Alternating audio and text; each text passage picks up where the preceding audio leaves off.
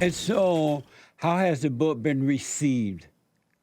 I think it's been received well. We can always sell some more books. So let me hold it up.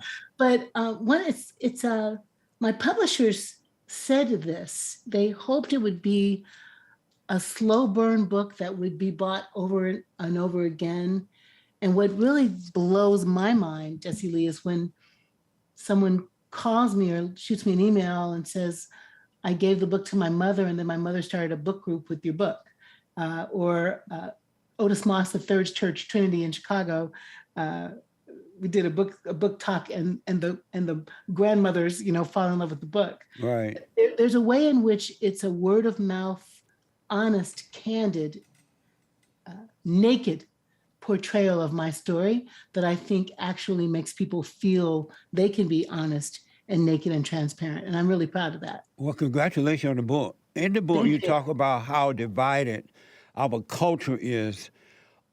How define culture for me? Yeah.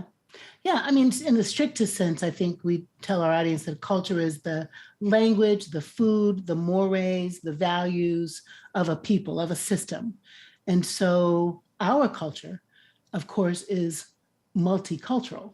There are many different kinds of cultures inside American culture.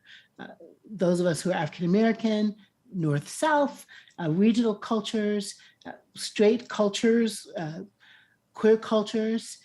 But the one I'm talking about is the public square, Jesse Lee, where we have stopped talking to each other and we're talking at each other, where Republicans and Democrats used to sit at a dinner table and say, not me, I think less government. And someone would say, I think more government. Right. But we weren't demonize one another.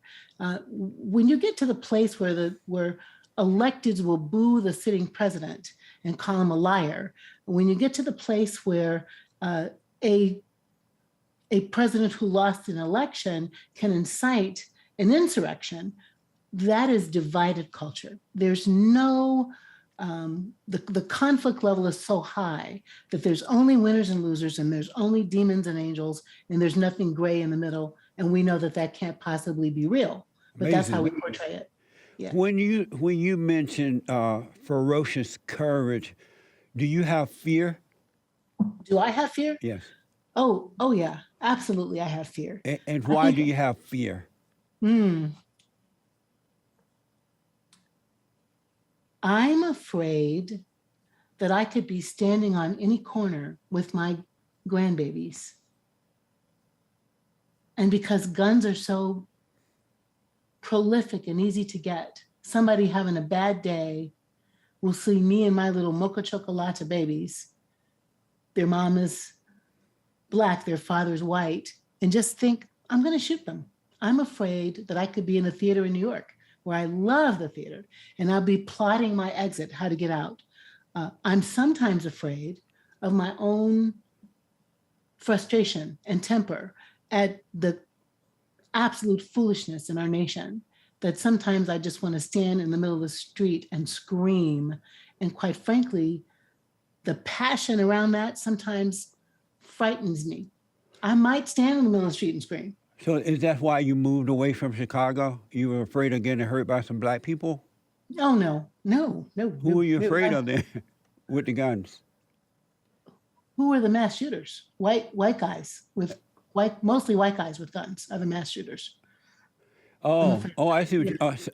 So you're not afraid of the Blacks killing, because you lived in Chicago for a while, right? I grew up in Chicago. My so you were family's not Black. I'm not afraid of Black people. Why not? Why are you not afraid? So many Blacks are getting killed by Blacks. Why are you not afraid of that? I'm not afraid of the kind of, that's a great question, but I'm not afraid of the kind of personal violence that can happen that I wish wouldn't happen as a clergy, as a revolutionary lover. I'm not afraid of that.